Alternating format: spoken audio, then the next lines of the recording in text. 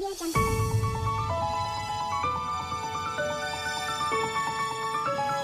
Audio Jungle.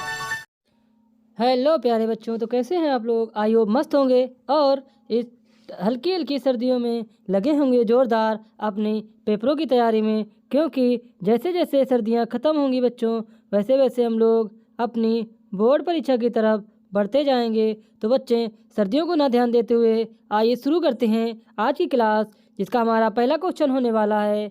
इसमें बताया गया है कि कार्बन किस भाषा का शब्द है। पूछेगा आपसे कार्बन किस भाषा शब्द से लिया गया है। तो बच्चों ध्यान रखिएगा, अधिकतर शब्द जो हमारे साइंस में हैं वह लैटिन भाषा से ही लिए गए हैं। तो इसका आंसर हमारा आंसर नंबर बी राइट हो जाएगा। लैटिन भाषा से लिया गया, किससे लिया गया है? लैटिन भाषा से लिया गया है। ओके बच्चों, नेक्स्ट जो है उसमें बोला है कार्बो शब्द का अर्थ क्या होता है। बच्चों ध्यान रखना, ये जो हमारा कार्बन है, क्या बच्चों, ये जो हमारा कार्बन शब्द मिलता है, कहीं ना कहीं इसका संधि विच्छेद कार्बो तथा अन के रूप में होता है। तो बच्चों ध्यान रखना, जो कार्बो शब्द का अर्थ होता है कोयला, काली चीज जो कोयला होती है। तो क्या बोलेंगे इसमें? बोलेंगे हम लोग इसका आंसर नंबर बी राइट हो जाएगा, कोयला। कार्बो शब्द का अर्थ कोयला होता है। ओके बच्चों, नेक्स्ट क्वेश्चन है जिसमें बताया गया है खनिजों के रूप में कार्बन कितने प्रतिशत पाया जाता है। बच्चों ध्यान दीजिएगा, बोला है कि खनिजों के रूप में, यानी जो हमारे खनिज पाए जाते हैं उसमें जो कार्बन है कितने प्रतिशत पाया जाता है। तो बच्चों ध्यान रखना, खनिजों के रूप में हमें कार्बन 0.02% पाया जाता है। कितना? 0.02% में ही पाया जाता है, यानी कि आंसर नंबर सी राइट हो जाएगा। ये आप लोग डायरेक्ट याद रखना। ओके बच्चों, नेक्स्ट जो बताया गया है कि वायुमंडल में कार्बन डाइऑक्साइड गैस कितने प्रतिशत पाई जाती है। ये क्वेश्चन भी महत्वपूर्ण होने वाला है बच्चों। तो ध्यान दीजिएगा कि बोला है जो हमारा कार्बन यानी कि CO2 गैस होती है, CO2 कार्बन डाइऑक्साइड जो हम लोग छोड़ते हैं वो कार्बन डाइऑक्साइड गैस होती है, और जो लेते हैं वो ऑक्सीजन गैस होती है। बच्चों ये बात भी आप लोग ध्यान रखिएगा। तो बोला है वायुमंडल में कार्बन डाइऑक्साइड गैस कितने प्रतिशत पाई जाती है। तो बच्चों ध्यान रखिएगा, जो कार्बन डाइऑक्साइड है वह वायुमंडल में 0.03% पाई जाती है। कितनी बच्चों? 0.03% पाई जाती है, यानी कि आंसर नंबर ए हमारा कौन सा बच्चों? आंसर नंबर ए राइट हो जाएगा। ओके बच्चों, नेक्स्ट क्वेश्चन बताया गया है कि कार्बन का परमाणु क्रमांक कितना होता है। बच्चों ध्यान रखिएगा, जो कार्बन होता है उसका परमाणु क्रमांक 6 होता है, और जब इसका हम लोग वो करते हैं इलेक्ट्रॉनिक विन्यास तो केवल होता है 2,4, क्योंकि इसके भातक कोश में 4 इलेक्ट्रॉन होते हैं। तो यह चतुष्कोणी यानी कि 4 संयोजकताओं वाला एक परमाणु है, इसलिए यह सबसे अधिक हमारे वायुमंडल में या हमारे परिवेश में सबसे ज़्यादा कार्बन के ही तत्व पाए जाते हैं। तो हम लोग कह सकते हैं कि इसके जो बातम कोश में 4 इलेक्ट्रॉन होते हैं, इसी कारण से यह सभी से किसी न किसी रूप में संयोजक बंध बना के अपनी अपर रूप बना लेता है। तो ध्यान रखिएगा, इसमें हमारा आंसर नंबर सी राइट हो जाएगा बच्चों। ध्यान दीजिएगा, नेक्स्ट क्वेश्चन है जिसमें बताया गया है संयोजक बंध में क्या होता है। ये जो संयोजक बंध होता है बच्चों ध्यान दीजिएगा, बोला है ये जो संयोजक बंध होता है, नाम सुना होगा संयोजक बंध। तो ये क्या होते हैं? इसमें क्या होता है? इसमें इलेक्ट्रॉन का त्याग होता है, इलेक्ट्रॉन का ग्रहण होता है, इलेक्ट्रॉन विलोप हो जाता है मतलब खत्म हो जाता है, या इलेक्ट्रॉन की साझेदारी होती है। तो बच्चों ध्यान रखना, कभी संयोग संयोजन संयोग होगा तो हमेशा साझेदारी होगी। क्या होगी बच्चों? साझेदारी होगी। क्या होगी? तो बच्चों ध्यान दीजिएगा, हमेशा साझेदारी होगी, यानी कि इलेक्ट्रॉनों की साझेदारी। आंसर नंबर डी राइट हो जाएगा बच्चों। ध्यान रखिएगा, आई बात समझ में। नेक्स्ट क्वेश्चन है जिसमें बताया गया है कि हाइड्रोजन की 72 कोश में कितने इलेक्ट्रॉन होते हैं बच्चों। जो हमारा हाइड्रोजन होता है H, इसके 72 कोश में कितने इलेक्ट्रॉन होते हैं।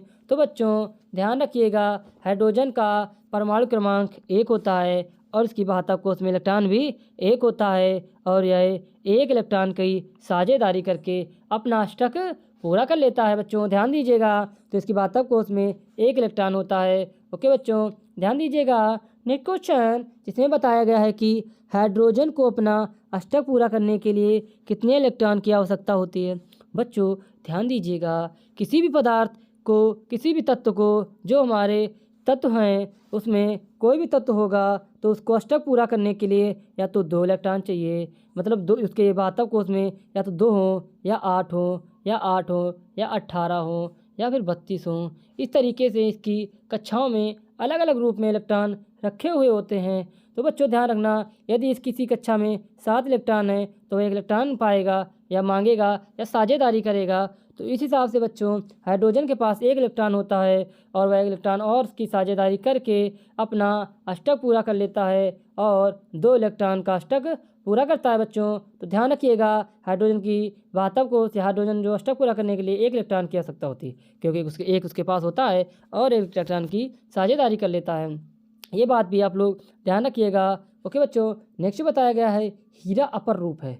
हीरा ध्यान दीजिएगा, हीरा जो है वह भी कहीं ना कहीं हमेशा ध्यान रखिएगा कि कार्बन का ही एक अपर रूप होता है। इसीलिए कहा जाता है कि यदि हीरे को कोई स्पर्श करके अपनी जीवा पे लगा ले तो वह अपनी मौत के क्या कर सकता है, मौत के दर्शन कर सकता है। तो बच्चों ध्यान रखिएगा, क्योंकि इसमें कार्बन की मात्रा अधिक होती है, इसलिए जिसमें कार्बन की मात्रा अधिक होती है उसे कार्बन का अपर रूप कहा जाता है। और हीरा सर्वोत्तम सबसे अच्छा कार्बन का अपर रूप है, इसलिए हीरा कार्बन का अपर रूप हो जाएगा। आंसर नंबर सी राइट हो जाता है बच्चों।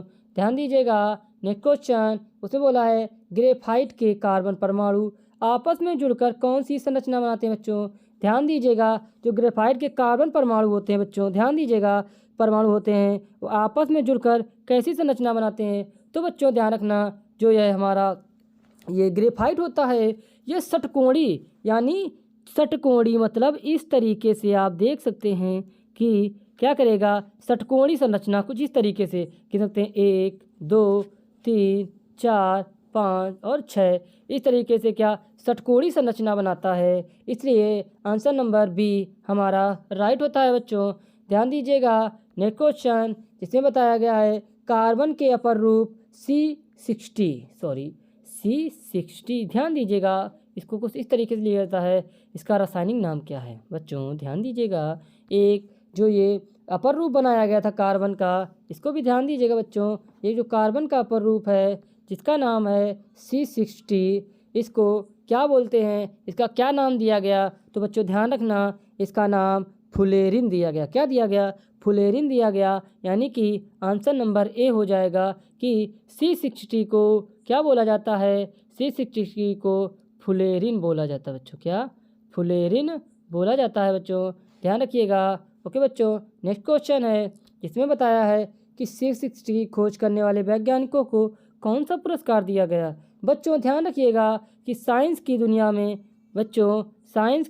में कोई भी खोज होती है और उस खोज करने वाले को हमेशा और हमेशा क्या दिया जाता है, क्या उसे पद्म विभूषण दिया जाता है, अशोक चक्र सम्मान दिया जाता है, भारत रत्न दिया जाता है या फिर नोबेल पुरस्कार दिया जाता है। तो बच्चों ध्यान रखना, खोज करने के लिए हमेशा नोबेल पुरस्कार दिया जाता है, यानी कि आंसर नंबर डी हमारा राइट होता है बच्चों। ध्यान रखिएगा, नोबेल पुरस्कार। नेक्स्ट क्वेश्चन है जिसमें बताया है हाइड्रोकार्बन कितने प्रकार के होते हैं बच्चों।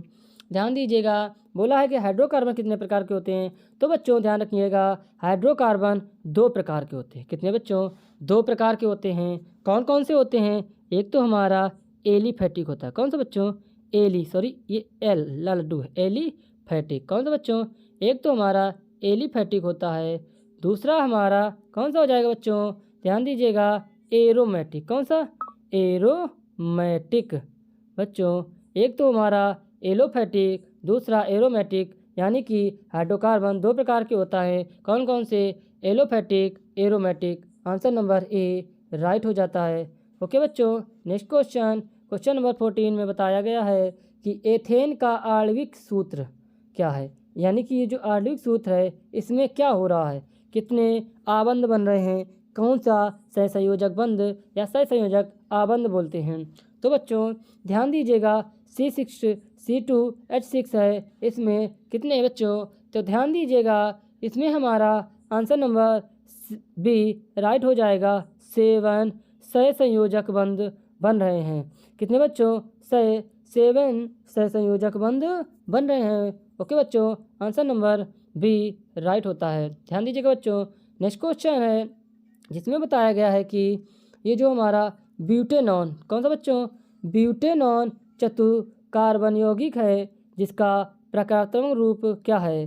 तो बच्चों ध्यान दीजिएगा, इसका आंसर हो जाएगा कीटोन। क्या हो जाएगा बच्चों, इसका आंसर हो जाएगा हमारा कीटोन। क्या होगा, कीटोन हो जाएगा, जिसमें बताया गया है ब्यूटेनॉन चतुष्कार्बन यौगिक है जिसका प्रक्रियात्मक रूप या प्रकृतक समूह कौन सा हो जाता है, कीटोन हो जाता है। बच्चों ध्यान दीजिएगा, नेक्स्ट क्वेश्चन है जिसमें बताया गया है कि खाना बनाते समय यदि बर्तन की तली बाहर से काली हो रही है तो इसका क्या मतलब है बच्चों।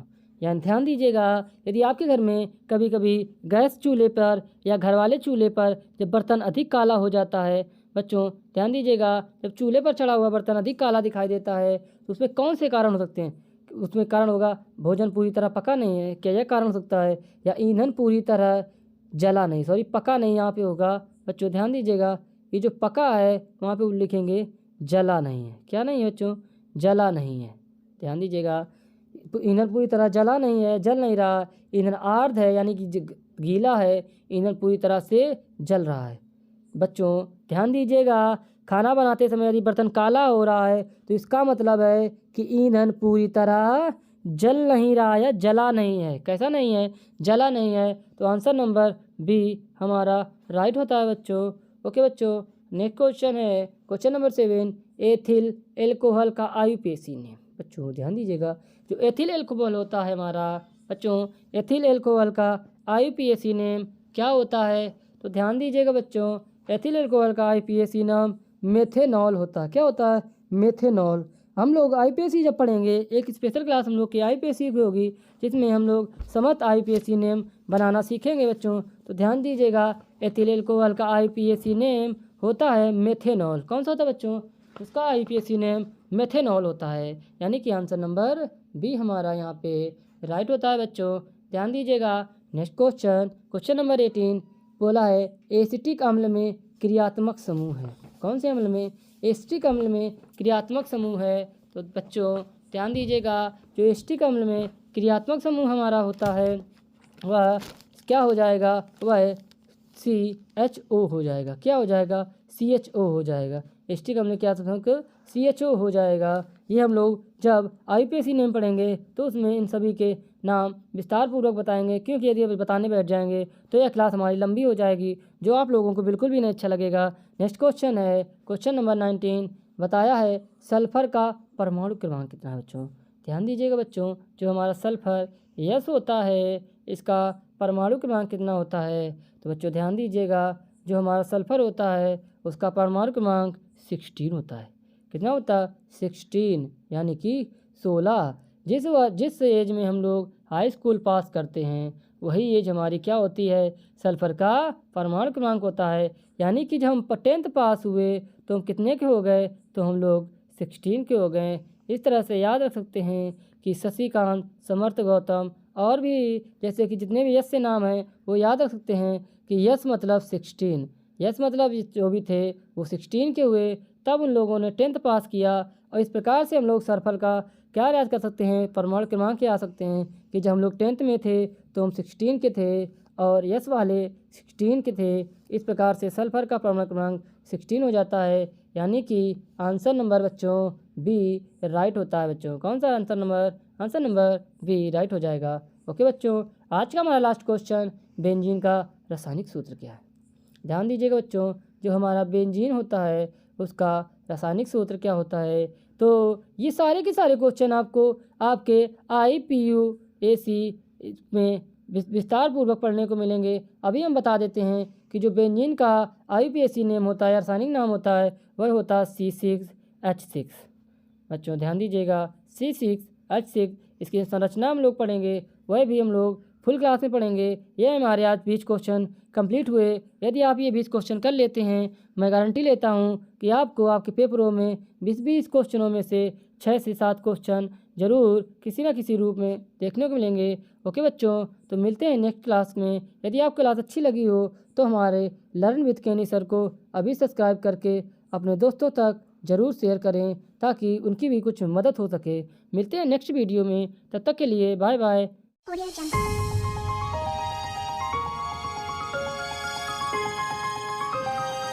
Audio Jungle.